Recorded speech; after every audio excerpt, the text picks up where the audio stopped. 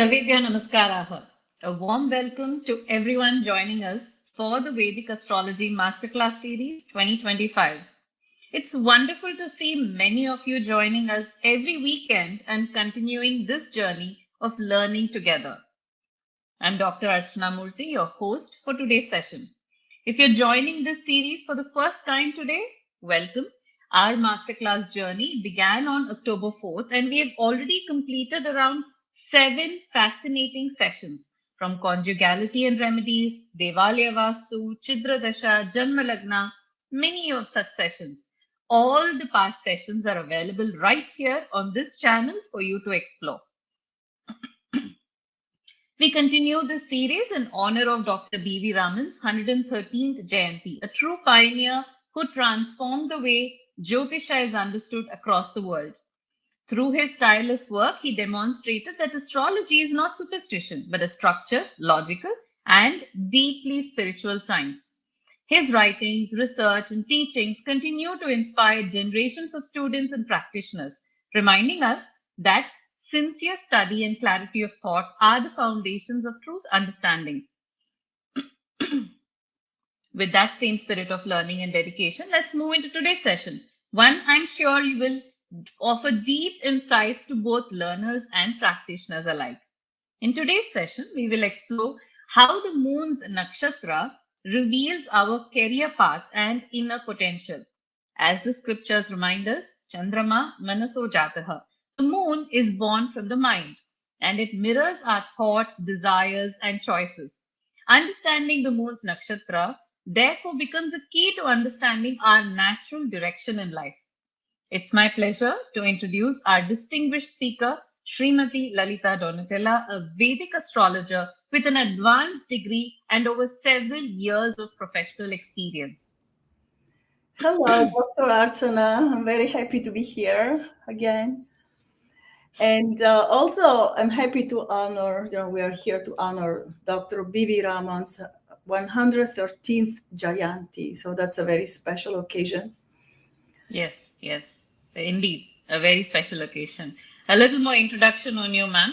Lalitha ji is a regular contributor, excuse me. Lalitha ji is a regular contributor to the Astrological E-magazine, the magazine that was founded by Dr. B.V. Raman. Through her articles and teachings, she offers a refreshing and integrated approach to Jyotisha, treating the principles of Parashara, Jaimini, and Varamihira as parts of a single cohesive system of analysis.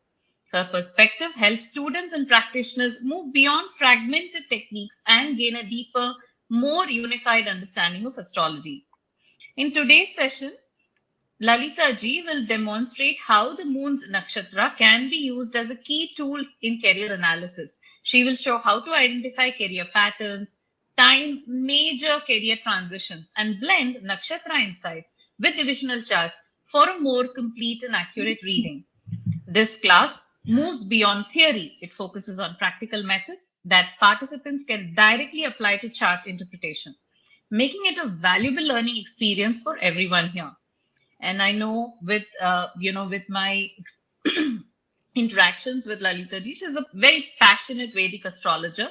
So we are delighted to have you, ma'am, with us today. And it's an honor to welcome you to the Masterclass series. And we are all eager to learn from your experience and insights. Over to you. Thank you, Dr. Archana. Beautiful presentation. Yes, so we're talking about the moon. The moon is the mind principle. It is said that the way you think, that's the way you are. That's how your life is going to be. And the sages, the ancient sages of India have explained that very, very well through Jyotish and the other sciences. So again, Vedic astrology is not entertainment as some other systems might be. I have not investigated too much. I've studied a little bit Western astrology in the beginning, but very soon I switched to the Vedic system because it resonated and it was so easy to make predictions, for at least it seemed for me. And so we're going to talk about the constellations. You know, the moon wobbles, the moon is wobbly and keeps moving and changing the phases, the lunar phases. But I was thinking about a time when in the scriptures, in the Indian scriptures, in Indian wisdom tradition, it is said that the moon at some point was stable. It was fixed. It was in Rohini Nakshatra. So we're talking about a different yuga, a different time on the earth plane, because the sages didn't use just thought forms or hyperboles. They literally said how the cosmology was. So they said the moon is in Rohini. So at that time, the moon wasn't wobbly. And then we have a myth that says that the moon was cursed. Okay, let's not talk about that myth because it's a little long to explain. But so the moon moves so much, and as it crosses the ecliptic, it goes through the nakshatras. Nakshatra in Sanskrit means, let's say loosely, constellation, because not every nakshatra is just one star. It's a group of stars. So constellations is probably a good approximation, but there isn't a word in our language, one that I like particularly. So I'm going to refer to the constellations of the moon as nakshatras. Also in Sanskrit, when you say the word, it literally needs that thing you mentioned. So when you say nakshatra, literally you're evoking that energy of the stars. And it's very exciting for me to think that way. The Tamil language is also that way, that the word and the object, the sound and the object are the same. So I love to mention the Rig Veda because it's the most ancient Veda, and also Maharishi Parashara, everybody probably here knows the Brihat Parashara Hora Shastra because it's a good resource for us. And they both mention the moon as the most important element in a birth chart for happiness, also wealth, and also beautiful emotions, deep feelings, and overall good relationships. Yes, Venus is also the karaka, or the significator, as they say in India, of relationship. But the moon is very, very important because it gives us what we call emotional intelligence. So, of course, it's connected also to the way we want to work and the way we hope to make a great living, both fulfilling and also financially satisfying through our career or business or orientation in looking for a job. So I've looked specifically at I'd say career, but we can apply that same principle of the moon and the planet that governs the moon. So when the moon is in Aries, for example, Aries is ruled by Mars, so there will be an influence of Mars. But if the moon is in Ashvini, Ketu will be the planet that gives the emotional filter to that person as they look for a career or a job that satisfies the mind and also the emotions. And eventually will become more practical, of course. Then the financial aspect is very important. But the emotional filters I found are the most important. For example, there are 3 types of Aries, right? And more through the padas. But so Ketu for Ashvini, then we have Bharani, Venus, and then we have Kritika, which is a much harsher energy, right? So somebody Bharani will love everything Venus. And the pada is important because, for example, I think 3rd pada is Venus, so Venus, and a 4th pada is Mars, so Venus, Mars. So even the padas can give an imprint, but we're going to stay simply with the general planet ruling a nakshatra. So let's dive in. I like to mention again the Chandramana. I hope I pronounced that correct. The moon is divine. And so the entire zodiac, we have to explain to those who have not heard this, maybe they love to hear this. There's an archetype that it gives us, it's like we are living in a matrix, some people say. It's a Vishnu's dream, we say in Vedic astrology, right? At least that's what an American scholar said. The universe is Vishnu's dream. So Vishnu's body is, every body part represents a sign, an astrological sign. And so we refer to Vishnu because his body and his consciousness are very, very important. So we would say the moon is the mind of the Purusha. So in modern time, more modern times, originally that was the cosmic being. Then now we refer to him as Vishnu. So that's a name everybody probably has heard at some point. Okay, so the moon constellation. Next, please. Next. Thank you, Girish. Okay, the moon's constellation or nakshatra has a huge influence on our mindset, right? As we have seen.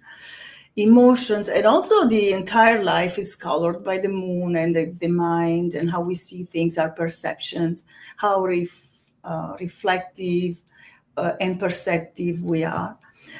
And so these constellations of the moon will have a special part in choosing our lives and in understanding life, because there is an archetype behind every nakshatra. And that archetype is a being, maybe a god, we can call him, or archetype is also fine. And this person will live life according to that archetype and also the qualities of the other planets around, of course, and the planetary ruler of the sign. But let's look at particularly at the moon and nakshatras. So an example I brought here is Chitra. Chitra is Spica in astronomy, and it's a bright star. It's like a jewel, like a gem, right? And people in the degrees of Libra, this is the example I brought because Chitra is also in Virgo. In Libra, the person will have incredible good taste. They love everything luxurious, beautiful. They want to have a very pleasant life. They love diplomacy. And usually they live in a beautiful home. Some people will be architects, literally because the archetype is Vishvakarma.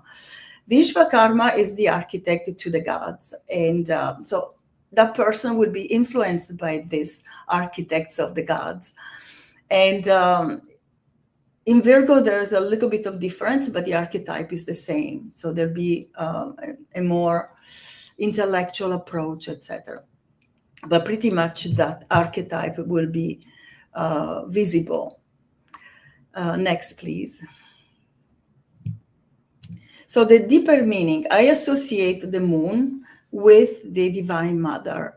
So in this case, because I've been initiated in the Sri Vidya, and I've been my teacher, Dr. Pillai, has often talked about Lalita Tripura Sundari, the Divine Mother, the Supreme Goddess, as the overlord of the moon in many ways, even though some people say, it's Mars and she's a right goddess.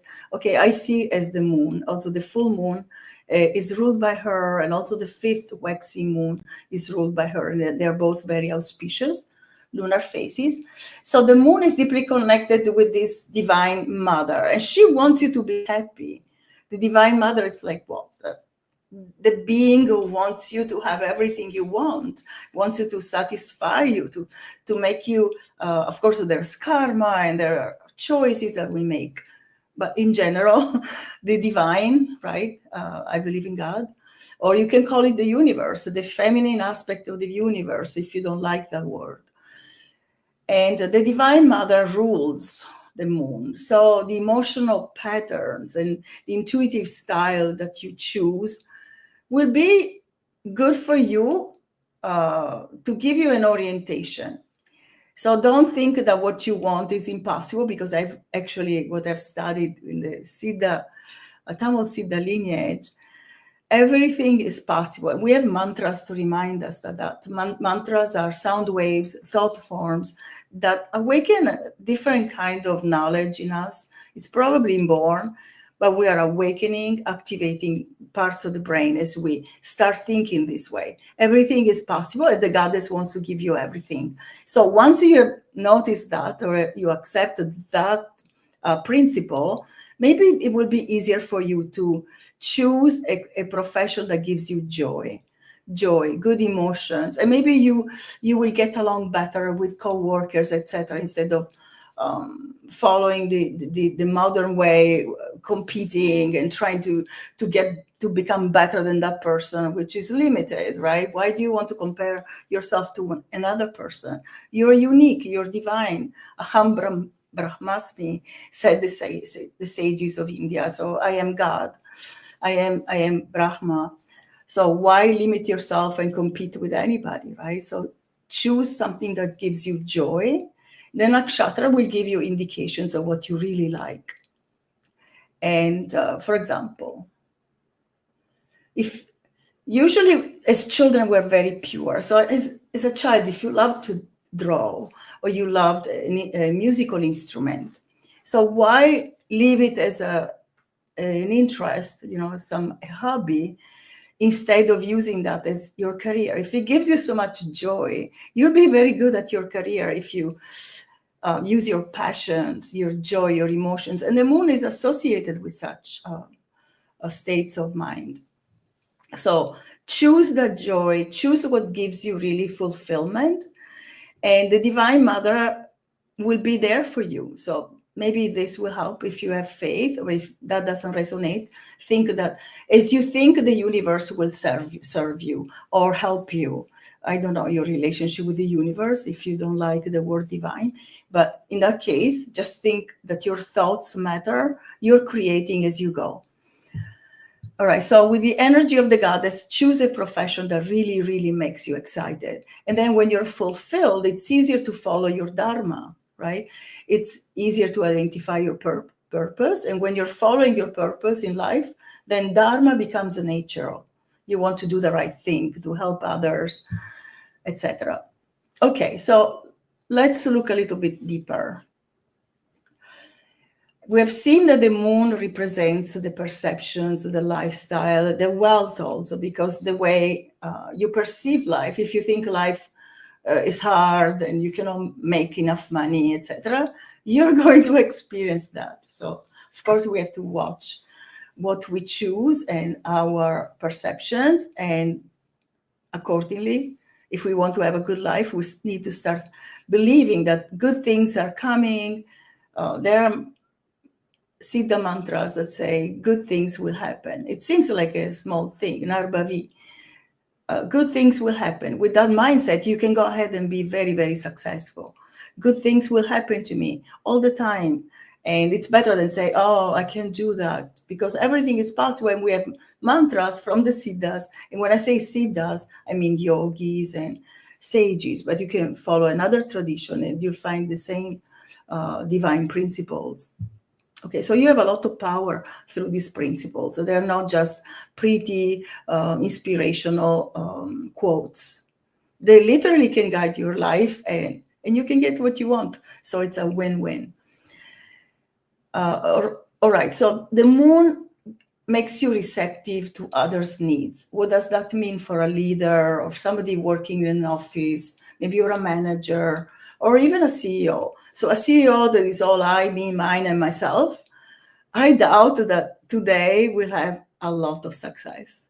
It's not like that anymore. Even today, who is getting ahead? So getting ahead, I don't know if that's the right way to say it, but who is being really successful? There are people who have emotional intelligence, who understand that the person will be more productive and more friendly with others if they are treated in a certain way, if there's friendliness, respect, etc. So I believe we're going towards a work model that will be more ethical and more inclusive of the needs of the person. We cannot exploit people. There were times I would listen on a corporate, call, company-wide call. Everybody sounded depressed and scared.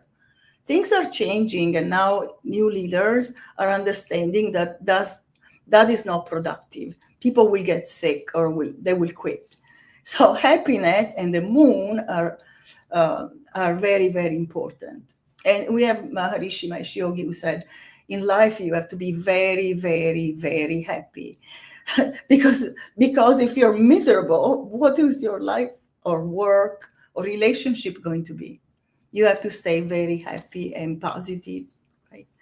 So let's look why the moon is even more important. We know we have destiny cycles. We call them dashas in Vedic astrology. And the moon's planet, so the planet that rules that nakshatra of the moon, starts on the destiny cycle. So the Vimshottari dasha is based on that. But there are also other systems. I particularly use Vimshottari. I've looked into others, but that's my favorite. But there is the Yogini, the Ashtottari, the Kala Chakra, and these systems also work with the nakshatra and the degree of the moon, right? The degree of that nakshatra. So the planet that rules that nakshatra is very, very important. If you're born in Bharani, again, I started with Aries because it's the first sign. I'm not obsessed with Bharani, even though I like Bharani. I would say that you start life in Venus, in the Venus Dasha. It's a total of 20 years, but you may have like 10 years or 5 years, depending on the degree of your moon.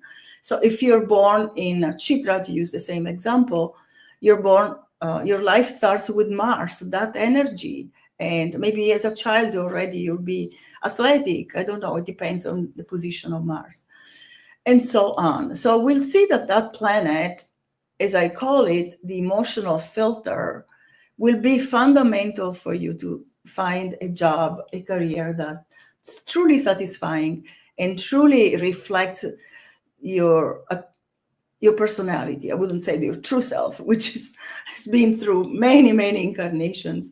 That's the belief we have in Vedic astrology.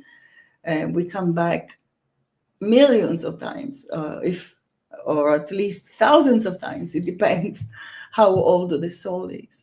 Okay, so let's go into the D10. What are these D10? What does it mean? These are the what we call divisional charts.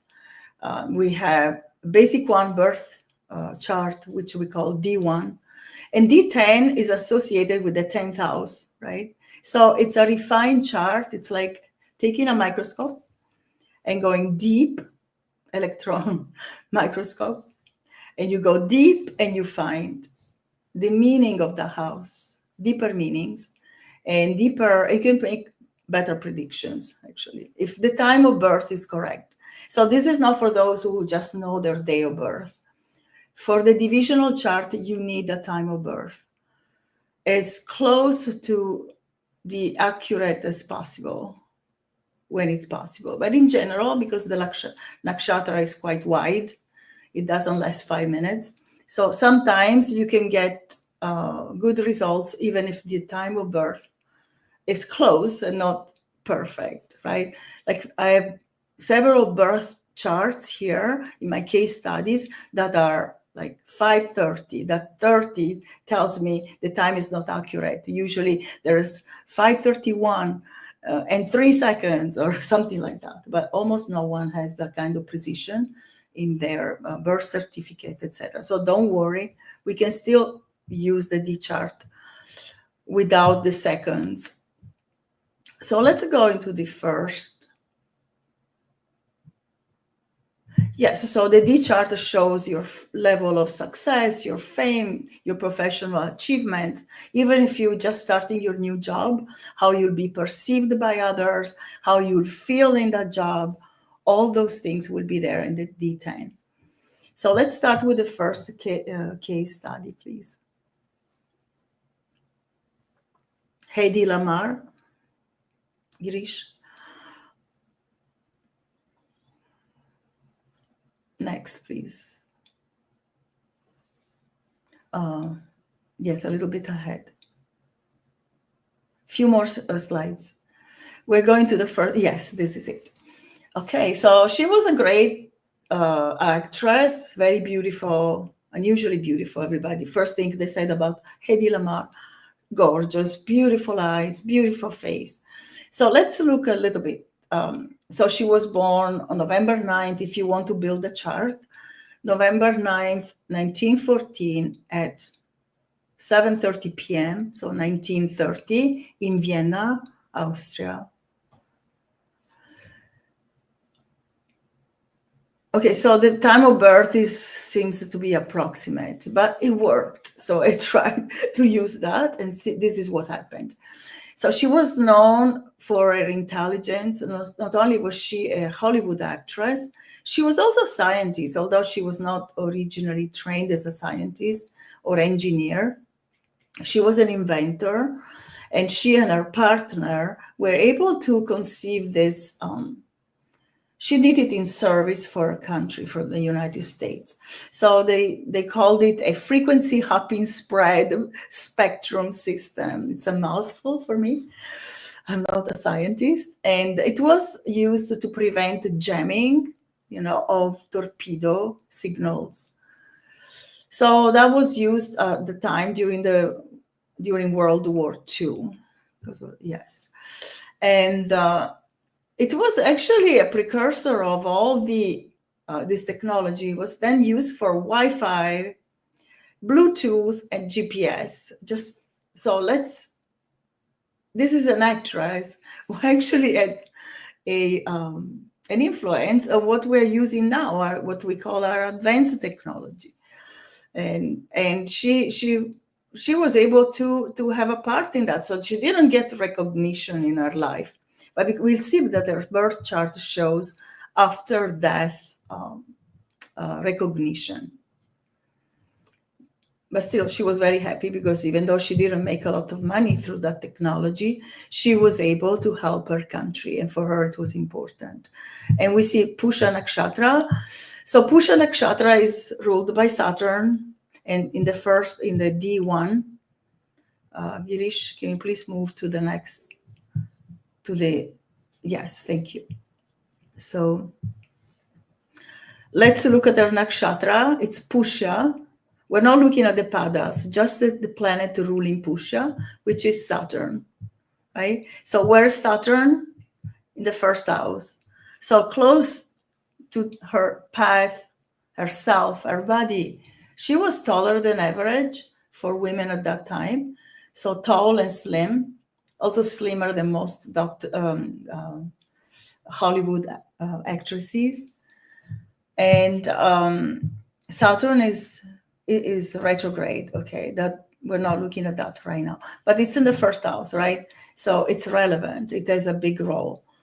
And Pusha makes the beautiful face in the second house, gorgeous eyes, etc. We see her beauty in this birth chart. So I believe the time of birth is correct. Then we see Ketu in the third house. She was quite egoless. She had a beautiful manner. She didn't compete with anybody. She was very gentle. So that shows Ketu removing the ego, basically, and from past life knowledge of power, etc. Okay, so why are we looking at this? Now let's look at the D10. Where is Saturn? In the D10, Saturn is in the 11th house, so there's gain through Saturn and Mars in Mercury sign, Virgo, right? So Mars is engineering, technology, and Saturn also ruling Kumbha, Aquarius, also is involved with technology and pioneering projects, also inventions. There's Rahu, right? Rules the co-ruler of Aquarius. So Saturn can also bring this. And let's read a little bit so I don't lose my train of thoughts. In D1, Saturn is placed in the first house in intelligent Gemini. The ruler is Mercury, which is friendly to Saturn, so it's a good placement. Brings new ideas, innovation, technologies, etc.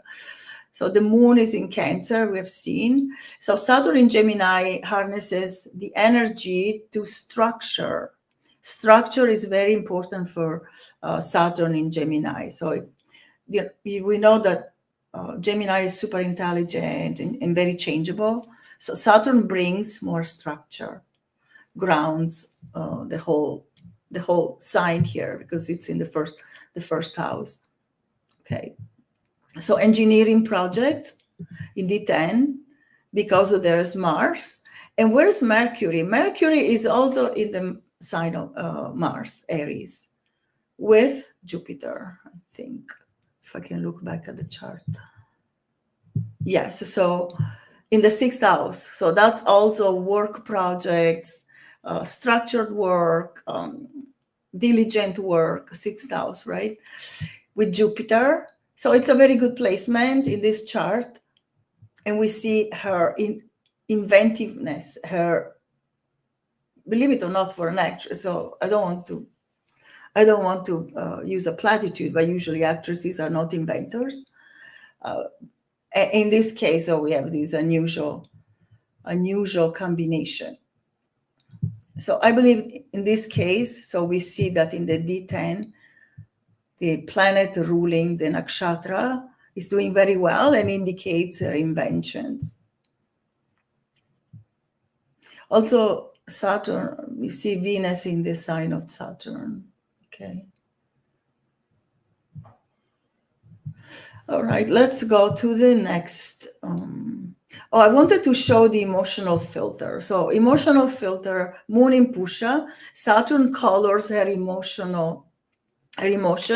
and work style with what? Saturn's qualities, caution, responsibility, structure, service, because Saturn is very much in service.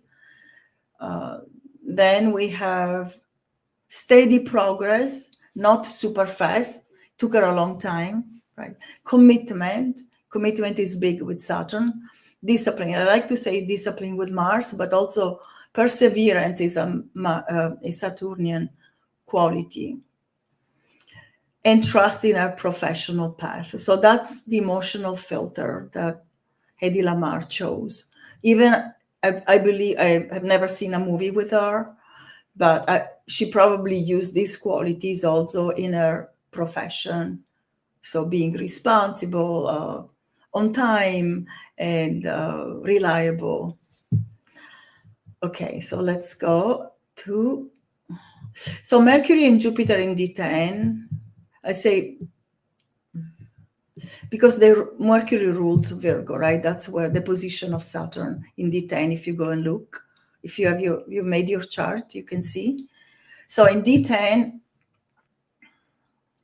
let's look at the beautiful conjunction Mercury-Jupiter in the 6th. So it's intelligence applied to problem solving and success despite all odds. And it took her a long time to conceive with her partner this technology. All right, so the next case study is quite well known. Jane Goodall, a zoologist and anthropologist. She was born on April 3rd, 1934 at 23:30. At that time, they loved to put this rounded up time. But anyway, so I saw that it worked, at least according to me. You can make up also your own mind, of course. You can make your own. You can also adjust it. I didn't have time to adjust this time of birth. But as I use them as they are, they work. They seem to work very well. Okay, she was a zoologist, so perhaps it was like 23, 29, so that's why it's accurate. She was a zoologist, an anthropologist, expert on chimpanzees, having studied the social and family interactions of wild chimpanzees. So that was her expertise, which also granted her a United Nations Messenger of Peace award. And then we have the moon in Scorpio in Anuradha. So Anuradha is very close to my heart. For some reason, I get a lot of students, clients with Anuradha Nakshatra. It's a Nakshatra of success and also well-rounded. There is emotional sensitivity and loyalty. And Anuradha is ruled by Mitra. So there's a positive outlook, even though it's ruled by Saturn, another Saturn Nakshatra. So also it brings a natural affinity, a love of animals, the welfare of animals. And it's connected with creatures considered mysterious because of the Scorpio influence, right? Everything mysterious. And we have an episode that kind of defined her career for me. So I don't know if that will resonate with you, but this is what I saw in that episode. It was 2016 at the Cincinnati Zoo. And a 3-year-old boy, I believe, fell in a cage where there was a gorilla, a huge gorilla, a grown gorilla. And so all the media jumped, the photo op and also the stories, etc. So it was quite famous, this episode. And so Jane Goodall was among the celebrities that talked about it, and she was an expert, of course, of wild chimpanzees and gorillas. So she knew what she was talking about. But she said, she talked about the tragedy of keeping these intelligent and gender species in a cage. So yes, that's also close to my heart. And I don't like zoos personally, but some people like them. That's also the way we perceive things. So she also said that she didn't care for the child. I felt, being a mom of young children at that time, I felt, oh, she's not talking about the child. So the child, because the gorilla was killed to save the child. But in her point of view, they shouldn't have killed the gorilla. But she never mentioned the 3-year-old baby. So that was not part of her concern. So she was more concerned for the animal.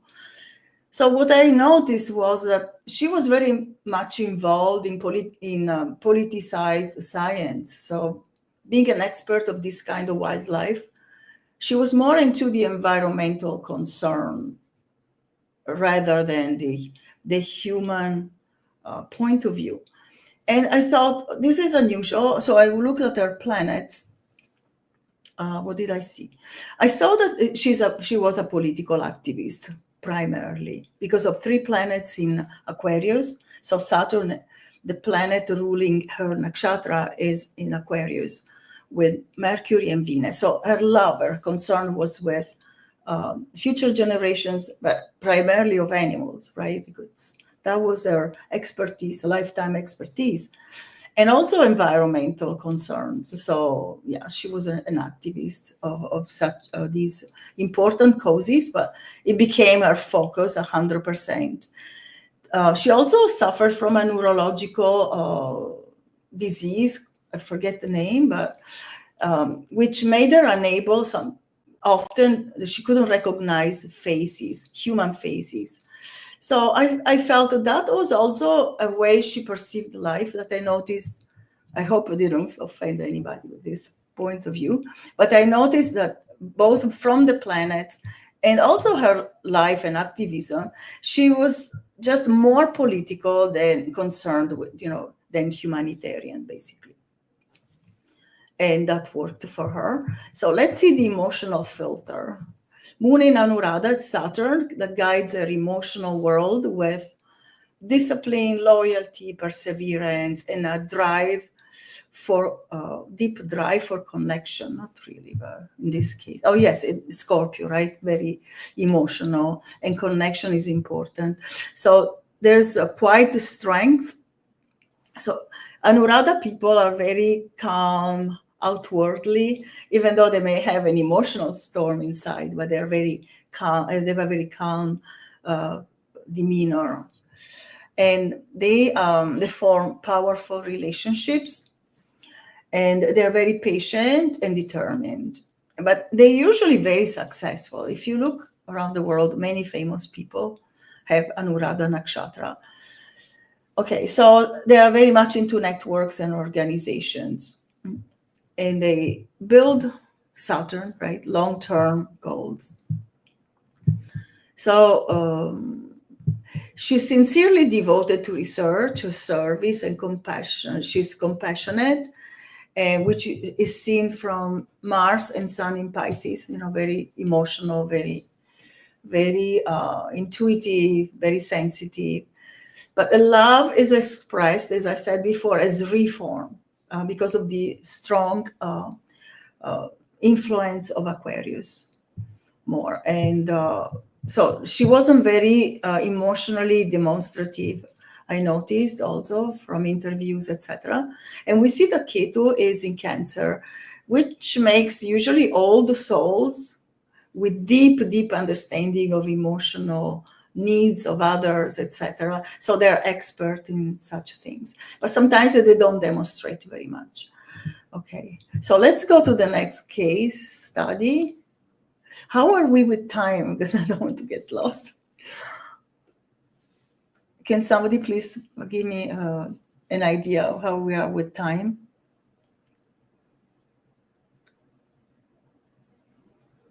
Hello? Anybody? Another 20 minutes is there. 25 minutes. 20 minutes? Okay, thank you. Okay, so Jerry Singh just became famous for me because maybe in India she was already famous. Mrs. Universe 2025, first time for India to see an Indian woman become Mrs. Universe. And she also won in 2025 the Mrs. India pageant. She has a master's degree in fashion. So her chart, let me see why I talk about Taurus. Yes, we'll see that later. The moon is in Taurus. Yes, Mrigashira. Okay. So the moon is in the degrees of Taurus because it also it could be in Gemini, right? Taurus, refined aesthetic, of course. She was a model, Mrs. India, but she didn't start off as a beauty pageant winner. She was a former basketball player, and she played on the India national team. So here we have a famous athlete, at least in basketball, and so her degree is in fashion, but she was a competitive athlete, and she had the winning mindset, right? What is Mrigashira? The planet that rules Mrigashira. We see the influence of Mars here very strongly, even more than Soma, which is the overlord deity, the deity overlord of Mrigashira. So Mrigashira is gentle, but it's also ruled by Mars. And here we see that her competition, her basketball achievements, right? That she was on the national team. Wow, she was amazing. You don't make the national team unless you're a very, very good athlete. Of course, disciplined, the way Mars. So the emotional filter is Mars colors. Okay, that's for general, but I copy pasted. And her emotions and motivated her curiosity, adaptability, and action in her work. And so she was very disciplined, probably getting up at 5, going to the gym and lifting weights and etc. And which she still does, as I saw from her Instagram, one post on her Instagram. And also she is an advocate, right? So not only is she well known in fashion, but also in sports, and also she's an advocate for women. So Mrigashira is in Taurus, a feminine sign. So we see that interest in fighting for women. I don't know, in very gentle ways in her case, fortunately. So we can see the Venusian grace, so her Venus grace and Martian drive together. It's a beautiful combination because she's still very, very feminine and yet very, very successful in what she does. Okay, so Soma is the healing aspect of the moon god, and it makes the native a very gentle person, also a wanderer, traveler, person loving to explore places, knowledge, etc. And then we have Mars in Pisces. So this makes her very passionate, very emotional. And you know that emotions are very important even in sports, and you have to control them. So this is not a wild Mars. She's able to channel that towards good achievements and success, etc. So Mars is in the 4th house, so she is Mrs. in Universe, yes, but also she played for her national team, so her home country, her motherland here, the fourth house. So that makes sense. Okay, let's go and look. Let's go and look at the D10. Okay, so Mars is in its own sign of Scorpio, very, very strong, with Jupiter. So that's an amazing conjunction. They're friends, they're strong, high dignity. So let's see, from the moon there in the second house, which means that she's made a lot of money with it. They're strong. Usually Mars in the second house, unless it's good dignity, can cause trouble in finances. But here, second house from the moon, right? We're looking at the ruler of the nakshatra with Jupiter. That brings my financial gains, especially Jupiter in the second house, but also Mars in high dignity, and Jupiter also high dignity with friendly Mars in the same sign. Okay. And so what did I say here? Mars is placed in D1, in Pisces. So it's a friendly sign for Mars, ruled by friendly Jupiter, and very positive, very much self-disciplined. And the inner discipline can be amazing with Mars in Pisces. So it's all about what's happening within, because Pisces are very introverted, and their strength is not visible outwardly. It's mostly inward. So they're introverted, but very powerful with a Mars in Pisces. Okay, so Mars in the second house, financial gains, transformative power. We know Scorpio is transformative, so we see that. On the Aries Lagna, we find Venus. Is that in D10? Yes, so Venus giving her so much beauty, right? Look, she's made a career out of it. And the Sun exalted. Even though Sun and Venus usually are not great friends, but together this is a powerful combination of an exalted Sun with Venus in the first house. So very powerful for a career. And she has won everything she's tried. So you know that already. Okay, so the Sun is the fifth lord. So this brings great success. And when her career is incredible for what she's chosen. So you see the emotional filter is there. You can see in its active form, in her athletic skills, in her discipline to become a Mrs. World, Mrs. Universe. I mean, imagine the discipline one needs for that, the exercise, the dieting, and the self-control, etc. So we see all that at work in this birth chart. Let's go to for some reason I chose a lot of athletes here.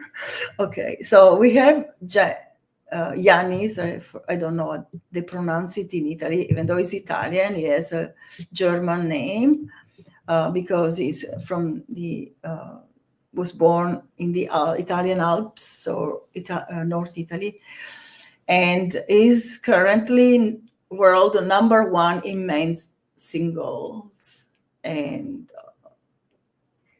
so he's recognized as the top ranker player in tennis, right? Many of you probably know him. He was born in San Candido. It's also called Iniken because in that part of Italy, they also speak German. Okay, so before rising to world number one in tennis, he was already a champion, a ski champion, since age 8. So look at this. We have his Saturn also in the first house. So his ascendant is Taurus, Saturn in the first house. He's very, very tall and very, very thin. So we have seen lots of discipline and drive in a very structured, patient way with Taurus, Saturn. So let's go orderly. So the moon is in Ardra or Arudra. Nakshatra, Ardra Nakshatra is one of the most transformative nakshatras. It's very intense, like very tough in a way, emotionally. It's ruled by Rahu, but it's not destructive, even though the archetype is Rudra, the fierce aspect of Lord Shiva. So there is destruction. What they demolish is their old structures, that keep them from achieving. So they are very, very successful when they can control their emotions, and they tear down what they don't need anymore. And they're very, very good. Most people, I know successful people with Ardra moon, and they're very self-disciplined, very, very cautious, but also they have that drive, which is amazing. So Ardra loves challenge, and they thrives under pressure. That's not for everybody, right? It's not for the what do we call it, for gentle people, but they succeed that way. And we can see this in either Janice or Yanis, I'm not sure. Sinner, so let's call him with his German last name. Okay, which doesn't mean sinner, by the way, as it does in English. It's a German last name. Okay, Ardra natives also love risk-taking because of Rahu and strategic thinking. They're very, very fast, right? Gemini is already fast, but Ardra particularly fast. That's why they have all these vata, energy, bursts of energy, and they do amazing, brilliant things, and then they have to calm down. And that's how tennis is, right? It's a little unpredictable. There's a burst of energy if you play tennis, if you've watched it. And then there's quite nothing goes on for a few seconds or even minutes. Okay, so Rahu sharpens curiosity, risk-taking. And let's look at the emotional filter. Also cool-headed calculation. Gemini, Mercury, right? There's calculation. And it's quite cool-headed, even though Rahu can be explosive. In this case, no, Rahu is quite self-controlled. And they are mentally detached, even under high-pressure situations. So Rahu colors his emotions and motivates innovation, unconventional thinking is there, and resilience. Those are very important. And they give him an edge, right, in chaos, crisis, etc. Okay. So let's look at this birth chart. If you want to build, I don't know if I gave you the data. If you can see, it's a small screen here, but born on August 16th, 2001 at 12:52 a.m., so 00:52 a.m., and in San Candido, in Niken, Italy. Okay. And the time of birth is correct. I like to see these 2 minutes there. 52. Okay. All right, let's look at this birth chart. As we said, Saturn is there in the first house. Lots of discipline there. Second house, wow. I've never seen such a busy second house. Rahu, Jupiter, Moon, and Venus together. Talking about self-control for a restless Gemini moon. Everything happens through Rahu here. Look, Rahu rules the nakshatra. Without Rahu, expensive Jupiter expanding all that vata around. Of course, there's positivity, love for beauty, and earnings through his work. Okay, so we see, let's go in the D10 and see what Rahu is doing there. Wow, Rahu is in a great position. It's in Virgo, right? Second house. Sometimes the Rahu in the second house gives ups and downs in finances. In this case, D10, amazing. Look at that, it's in Virgo. And where is Mercury? Mercury is in the fourth house. So it's been very good for Italy, for his home country, for his motherland. He makes money through his focus in career in his homeland, but he's also an international athlete, but very, very good for Italy because he plays for Italy. So what else do we see here? Mars again in the D10 is in Pisces. So Mars in Pisces, again, an introverted yogi, very disciplined, sleeps 3 hours and goes inward. but it can also have athletic skills, right? And he has lots of it, lots of skill. Okay, so the moon in D10 is with Jupiter, gracious Libra, the third house. So competition through grace. He's very elegant. If you look at him between tennis matches, he's always dressed nicely. Of course, he has sponsors, Gucci, all these brands, Loro Piana, etc. So he wears very nice clothes. Okay, so let's see if there's anything else I want to see about this, and then we'll move on to the final case study. Rahu in the second house from Leo, ascendant, brings a relentless hunger for recognition, resources in his professional life. Unconventional speech and presence. Yeah, so that can, if you hear him speak, you'll see that. He's not afraid to stand out, though. He's very powerful in the way he comes across, still elegant as a person, but also innovative, unusual, eccentric somewhat. Okay, so what else did I want to say here? Virgo is connected with health, routines, and nervous system. He has probably variable appetite. I did not find out, and I don't read sports publications, but seeing his Vata type, Saturn in the first house, Rahu here in Virgo also can give variable appetite, but in D10 it will have more an influence on career. So let's see the next case study, because so we don't run out of time and there's time for questions. I love this case study. I came across it almost accidentally. I was watching something on Gaia, and I loved this interview. John Robbins. Do you know Baskin Robbins ice cream? So the father was a self-made billionaire with the ice cream business, ice cream industry. And he was a different kind of person, different from his family, and he didn't care about money. And he actually was very emotional and suffered a lot because his father was very strict, unavailable emotionally, not present at all, not demonstrative, not affectionate. And this kid had huge problems because of that. He also had a little cat. His mother was equally distant and cruel. Actually, you can see that from the chart. I don't want to offend anybody, but this is John Robbins passed away in 2025. So I believe his mother might also not be around. But anyway, I don't want to, I'm just speaking strictly from an astrological point of view. So please forgive me.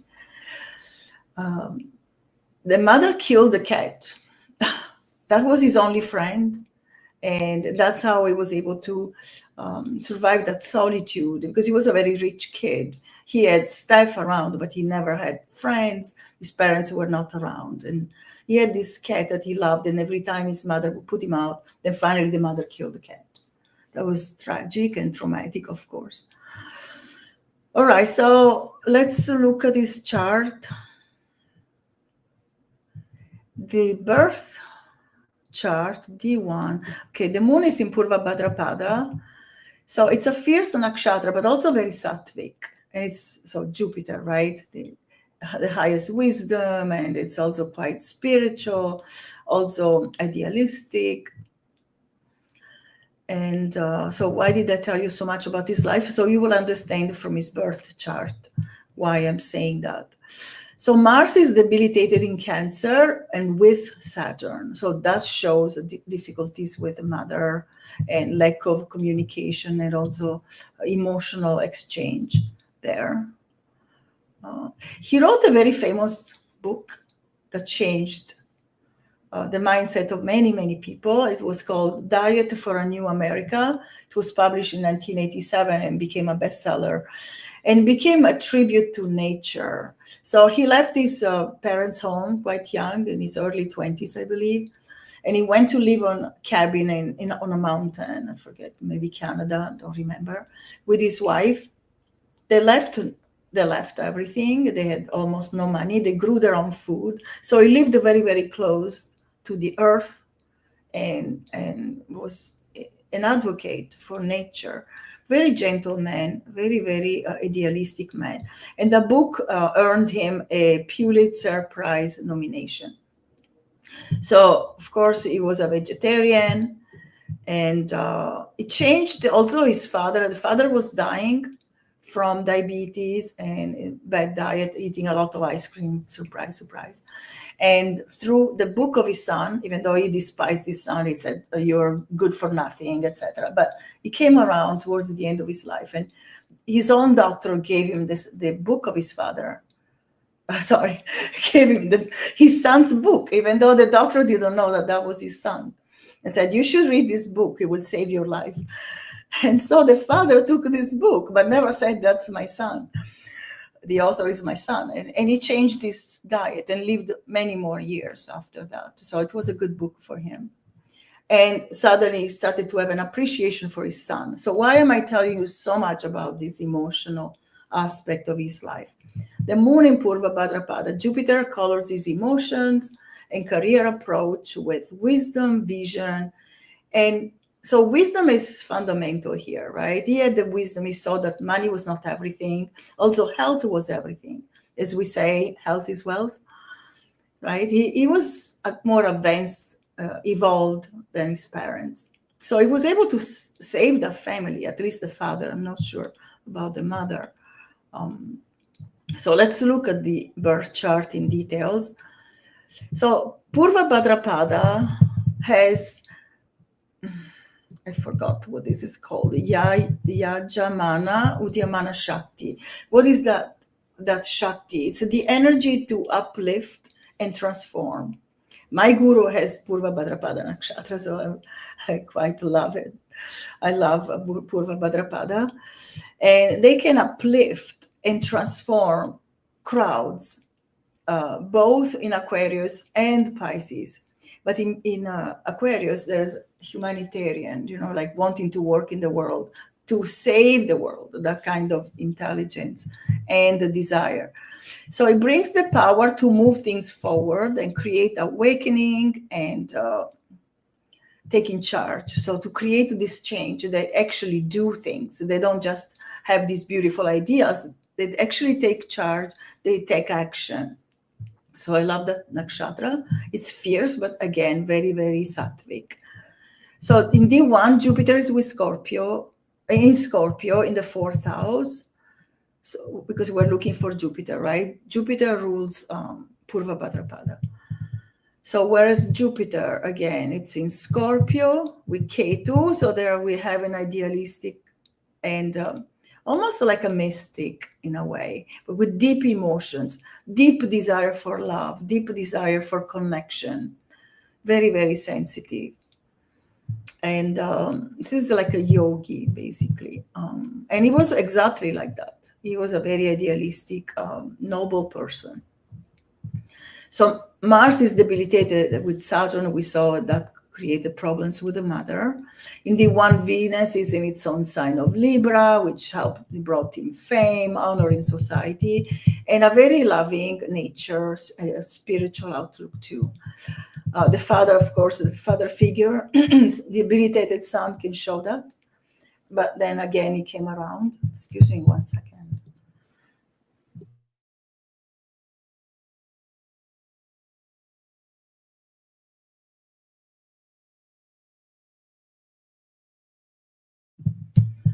I'm back.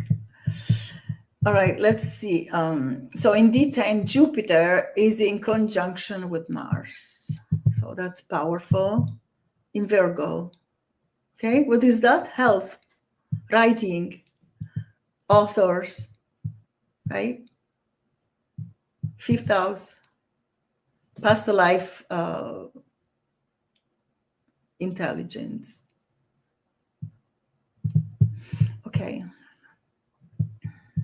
So we see that this method of looking at the planet that rules the nakshatra in the D10 works. You can also try it in the D9 if you like, the spouse chart. When I say spouse, I mean generally relationships. It's not only for official marriages. It's in general the relationship chart, the main relationships. So Jupiter with Mars brings an author.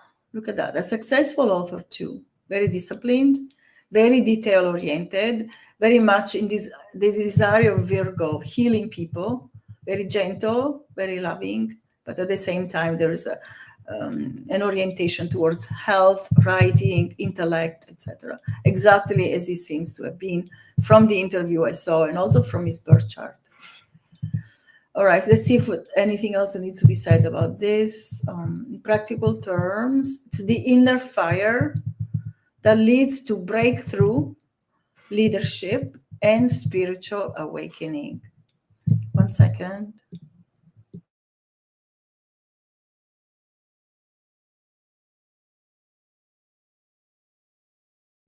Sorry, I need to say something. Where are we? Okay. So let's look now in general at the results and these emotional filters according to Nakshatra and the planetary lord. Okay, so for example, Uttarashada is ruled by the sun, just randomly. We're not going to go through all the nakshatras. But if your nakshatra is ruled by the sun, there are 3 for each planet. Career thrives when you lead, inspire, and act with integrity. So the emotional filter is what? The sun. What is the sun? The leader, the father, right? The politician, the king. Okay, so your emotions are tied to recognition. So you like to be recognized, otherwise you lose that emotional drive. And you want to be honored. Who doesn't, right? We all want to be loved and respected, but particularly those with an nakshatra ruled by the sun, they need that. It's very important for them to have that emotional fire, that emotional help, that flow. Okay, so when the moon is the lord of the nakshatra, there is empathy, there is intuition, and so you can choose a career through your what doesn't make any sense sometimes rationally, but it's an emotional, an intuitive reason for choosing that career. 1 second.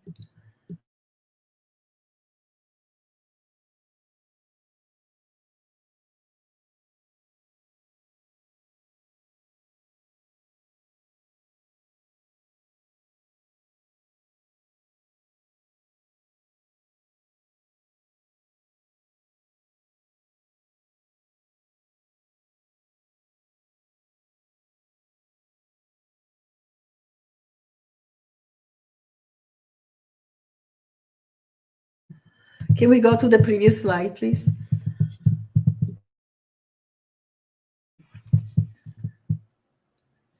Previous slide. Yes, thank you.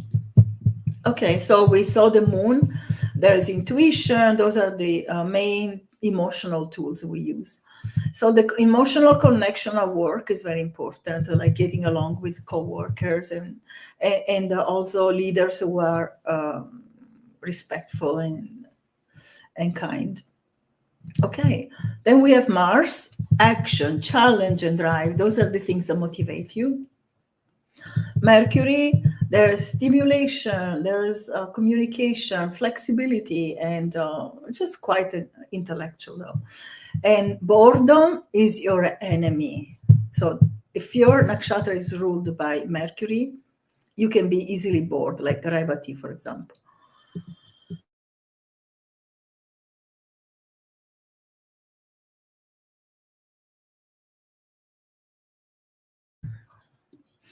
Okay, excuse me. So we are Mercury, Jupiter. The wisdom will be present, and their teachers. Sometimes you love people with Jupiter and nakshatras love to teach, and they are used to guiding others with more wisdom than average. So you'll see that there's growth, and there's a lot of positivity also involved. Venus is Lord, beauty, harmony, luxury, creativity. So maybe fashion, working in fashion or in beautiful real estate or decor, home decor, design, arts, etc. Okay. or some other luxurious workplace. Saturn, it's the opposite. There's more duty, responsibility, lots of seriousness, but the person will not give up, even if there's setbacks.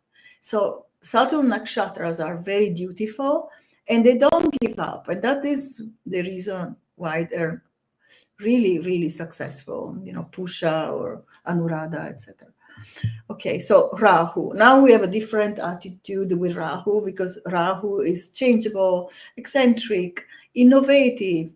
And so Rahu people, nakshatras ruled by Rahu, sometimes don't mind the risk. They are actually inspired by the possibility of motivated by the risk. So they'll be very unconventional in their career choice.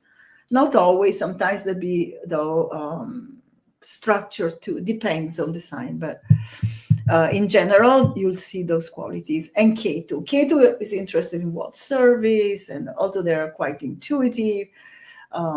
There's detachment. For example, Ashwini, they're leaders, but they're quite detached because they are more into service. They're the Ashwini Kumars. They love to heal. They love to inspire. They are spiritual very often. So you'll see those qualities pretty much. So do your own research. Of course, this is not set in stone. It's based on my point of view and also my 15 years of studies in Jyotish and Vedic studies. So my Vedic studies are way longer than that. So I love the Vedas, of course, like most teachers here. Okay, so let's go to the final slide. Let's talk about remedies, because not everybody gets such peachy, beautiful, successful combinations, right? Where the nakshatra lord is well placed with beautiful, friendly planets in good houses, etc. So if you're not happy with your career and what's happening, so you can do remedies for your nakshatra lord, which is, if it's the sun, you want to use those quantum sounds. We call them mantras traditionally. Mantra means that device that protects the mind, the protector of the mind. So once you replace negative thoughts with these sounds, you'll change. Your brain is rewired in 5 minutes, scientists are saying now. Very quickly, you can rewire your brain. Or I like to say you can rewire the mind because of the moon. The moon is the mind. Okay, so Om Suryaya Namaha is the main mantra for the sun. There are so many others, but there's the Gayatri, for example. You can chant that too. And the archetype is Lord Shiva, Om Namah Shivaya. So pretty universal. Then we have the moon, Om Chandraya Namaha, Lalita Tripura Sundari, and you can chant to her Om Lalita Tripura Sundari Ye Namaha, or another goddess, Parvati, for example, if you like that better. It can also be Durga if there is negative influence from other planets. So Durga is quite fierce. You can use that archetype. It's fine also. Okay, now we have Mars. Om Mangalaya Namaha, Muruga. You can say Hanuman, but I say Muruga because I'm very close to Muruga as archetype. I love Muruga. And you can say Muruga's mantra is also, of course, Subramanya. Some people know him as Skanda, and there are so many. Kartikeya is the ruler of Kritika, and also, in a way, I associate him with the Pleiades star cluster because of the Tamil Siddhas who have said that Muruga is from the Pleiades. Okay. Also Vishaka Nakshatra is associated somewhat with Muruga. Mercury, Om Budaya Namaha, Vishnu, right? Lord Vishnu, the cosmic being. Om Namo Narayanaya is the mantra, main mantras. I'm going with the basics. And Venus, we have Om Shukraya Namaha, Lakshmi, and Om Lakshmiye Namaha. Saturn, Om Shanicharaya Namaha. Hanuman, Om Hanumate Namaha. You can pick and choose, okay? You can find another mantra of the planet, but stay with the planet. So honor the planet that rules your nakshatra, your moon. And then we have fire rituals. So fire rituals are very, very powerful. You're using gamma rays. It's like a remote control, I say. You connect with that being. And also Krishna in the Bhagavad Gita talked about a parasparam, the reciprocal connection, relationship you have with a being. They have to help you. You take care of them, so you invoke them, you love them, you see them as friends, or you see them as a father, mother, the way you like. The closer the connection through your interaction, and also the including the senses, the hearing, so the mantras, the sound waves, and also the smell, the incense, and the food that you offer. So it's like a person who comes to your house. You give them, a nice drink and some delicious food, etc., and then you have nice conversation. You show some appreciation. Hopefully, you like them, you love them even. So you can do that with the archetypes. They are beings. I believe they're real beings who exist, either in other dimensions or in other worlds, other galaxies, etc. Call them ETs, whatever resonates with you, that's fine. But just interacting with these beings can really, really change your life. I know from personal experience, from my clients, myself, etc. So I would take it seriously. That's what the sages told us. And they were quite intelligent, as we were saying earlier with Suprajarama, that there's a lot of intelligence. The rishis, the sages who talked about Vedic astrology, who wrote about Vedic astrology, they were mathematicians, incredible astronomers, quantum physicists. So the Vedas were quite advanced, and the cosmology is so advanced. All right, so that's my presentation for today. And if there are any questions.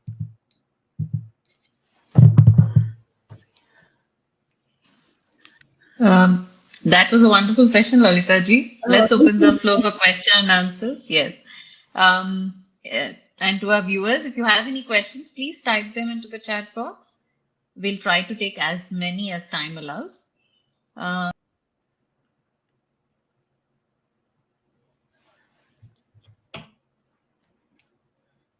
What mantras can one chant for Rahu? Oh, oops, did I skip those? Om Rahave Namaha is a good one. Om Rahave Namaha. And for Ketu, Om Ketave Namaha. Of course, also honoring the overlords of Rahu, right? It's Durga in the tradition I follow. So you can do fire rituals to Durga and also get good results with Rahu, because she is the overlord, this goddess, this fierce goddess who controls Rahu. And for Ketu, it's Ganesha. So mantras to Ganesha, fire rituals to Ganesha are also good remedies. Siddhanta. Is there a pattern to particular career fields being suited to people born in particular nakshatras? According to the deities governing the nakshatra, also just like planetary lords?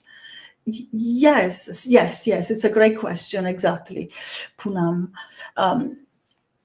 Nakshatras, I have some tendencies. Let me give you an example. As I said earlier, to give a simple example, Chitra people can be architects, they can be artists, they can be diplomats, they can be people in a luxury industry. So they have an orientation, definitely. Also, the planet that governs them is the emotional filter of how they perceive their profession, how they stay, in that case it's Mars, they stay disciplined, they will be go-getters. They will not just sit there and wait for everything to be done. They will build their own success and career.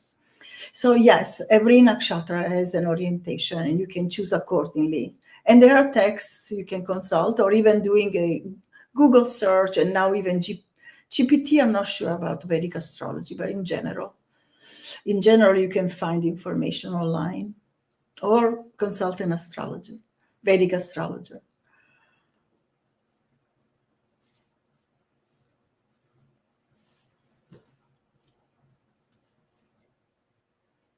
Okay. I think those were the questions that we had.